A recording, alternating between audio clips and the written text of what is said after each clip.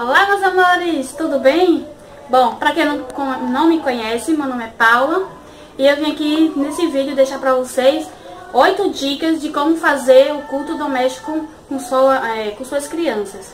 Um culto para tornar mais atrativo, mais dinâmico e mais descontraído, né? Para sair daquela rotina, da mesmice, aquele culto chato que dá sono nas crianças, falta paciência. Então eu vou começar aqui deixando para vocês algumas dicas e no próximo vídeo vou estar botando outras dicas de como pôr em prática, tá bom?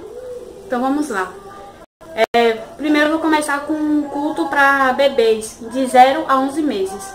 Porque tem mães que acham que porque é bebê eles não escutam, eles não aprendem, né? Mas não se enganam, eles aprendem sim, porque até desde o ventre que eles já conhecem a voz da mãe, do pai, né?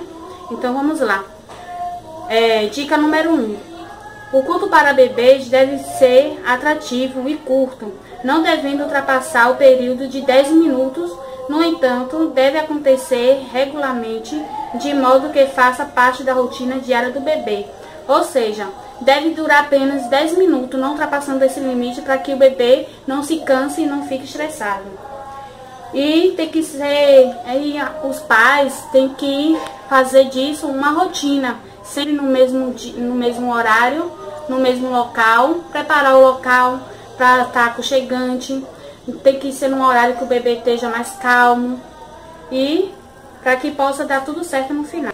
Segunda dica.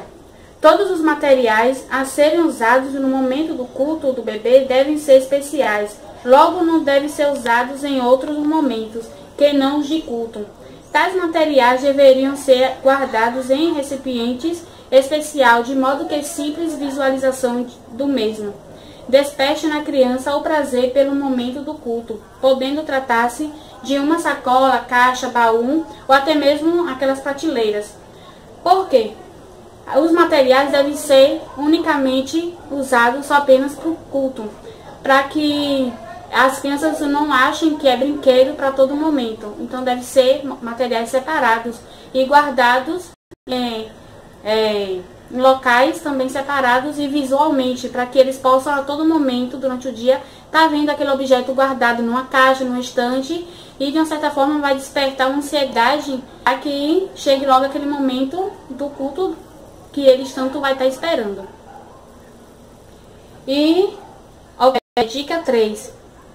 Hábitos como orar, cantar, ficar em silêncio ao ouvir reduzida a história deveriam ser inculcados na ser curtinhas e pontuais, contextualizadas à vida da criança, incentivando-os para que a mesma junte as mãozinhas e, na medida do possível, feche os olhos e dobre os joelhos. Ter um tapetinho de oração é um rico elemento para tornar o momento especial.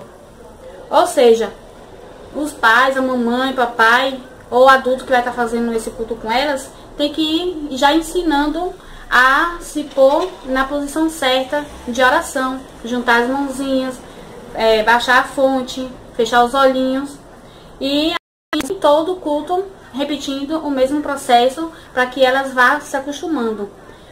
E também outra coisa para inculcar na mente dela no momento da oração é você preparar um tapete. Pode ser um tapete desses usado em casa, no dia a dia, ou até mesmo pegar uma folha de EVA e escrever tapete de oração. E cada vez que chegar o momento da oração, você pôr aquele tapetinho e pedir para ela repetir o mesmo gesto que você vai estar ensinando. Botar as mãozinhas, fechar a cabecinha e você vai orando e ela vai repetindo. Tem que ser frases curtas, porque a gente vai estar ensinando um bebê. Então tem que ser frases curtas. O ambiente deveria ser sempre o mesmo, de preferência silencioso, confortável, aconchegante e propício à adoração ao Deus Criador.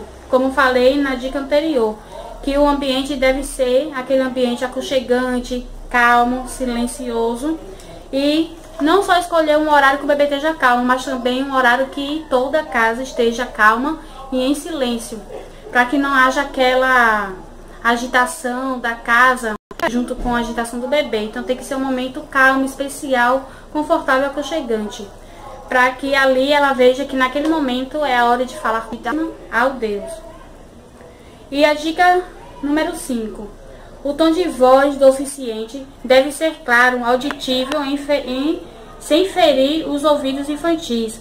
O nome de Jesus e de Deus, o Pai, devem ser pronunciados com respeito e sua palavra manuseada com devoção, não sendo permitido que seja usada como brinquedo ou de modo a ser estragada. Ou seja, a pessoa que for estar orando, cantando, contando a historinha, deve usar o tom de voz calmo, baixo, porque a gente vai estar lidando com o bebê, para que ela não se assuste e também para que não seja uma coisa muito agitada. Então tem que usar a voz calma e bem baixa, sem problema algum. E também, ao falar o nome de Deus, o nome de Jesus, deve ser falado sempre com respeito ao nosso Deus.